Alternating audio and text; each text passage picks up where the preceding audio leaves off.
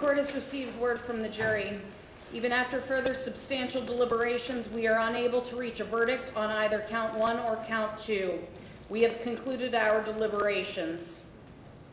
You have considered this case for a considerable length of time and reported to the court that you are unable to reach a verdict.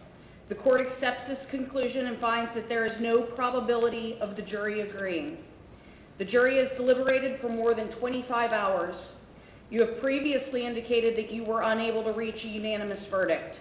You are again saying that after a night of sleep and 2 additional hours of deliberations, you are unable to reach a unanimous verdict. By reason of your inability to reach a verdict, I declare this case a mistrial. Nevertheless, I want to express my appreciation for your efforts. It is obvious that you have made a sincere and conscientious effort. So everyone is aware, what I'm about to read is straight out of Ohio Jury Instructions 429.13. After you are discharged, you may discuss your deliberations with others, but you are not required to do so. You must decide for yourself whether or not you will discuss such matters. In any event, you should be careful what you say. You should make no statement, verbal or in writing, unless you are sure that it is complete and correct.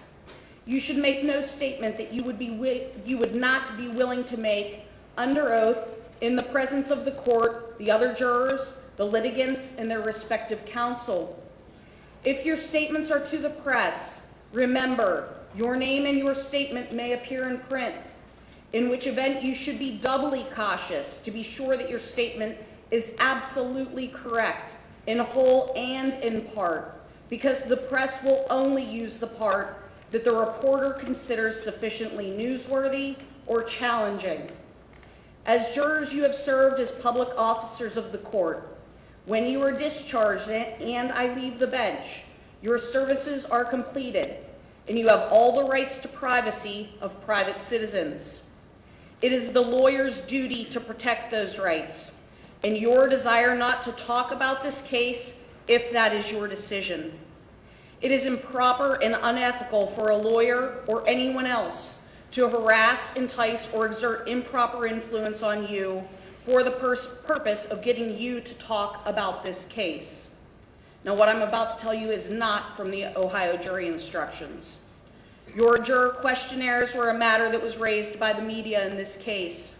That issue is still being litigated. You have all expressed the desire to keep your identifying responses private.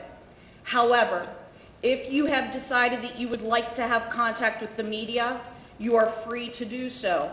You may contact the media yourself, or if you would like to contact my bailiff with your information, he will provide your information to any media outlet who would like to talk to you. Likewise, any media outlet who would like to talk to a juror may leave their contact information with my bailiff to be provided to any interested juror. Remember, you are free, ladies and gentlemen of the jury, to reach out to the media on your own. You do not need to go through my bailiff to do so. I'm simply offering my bailiff's assistance if you choose to use it. On behalf of the court, the state of Ohio, and the defense in this case, we thank you for your service.